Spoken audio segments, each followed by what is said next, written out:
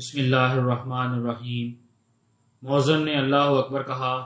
بابا جی نے پکوڑوں کی کڑاہی کے نیچے شور مچاتے چولہے کو بند کیا اور بولے، دوستو تھوڑا سا انتظار کر لو، بلاوا آ گیا ہے، حاضری لگوا کے آتا ہوں۔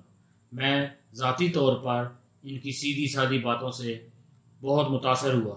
میں سوچ رہا تھا کہ اب ہمیں بھی نماز کی دعوت ملے گی، مگر بابا جی نے کسی سے کچھ نہیں کہا۔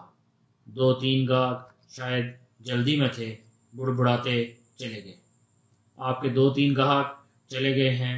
میں نے بابا جی کے آتے ہی انہیں کہا۔ انہوں نے سنی انسنی کر دی۔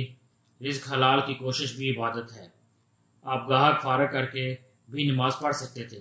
بابا جی مسکراتے ہوئے بولے، میرے مالک نے کتنی محبت سے فلاح کی طرف بلایا، میں رزق کی کمی کی غرض سے رک کر فلاح کا موقع نہیں گنوانا چاہتا تھا۔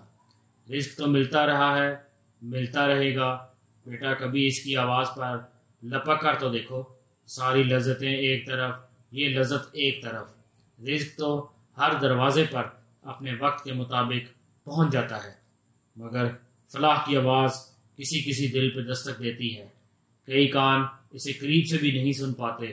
دعا کرو اللہ وہ دل دے دے جس پر یہ آواز دستک دے۔ یہ اللہ کی محبت کی آواز ہے بیٹا۔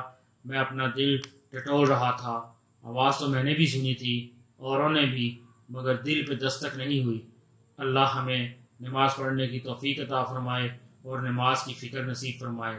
ساری برکتیں نماز سے ہی ہیں۔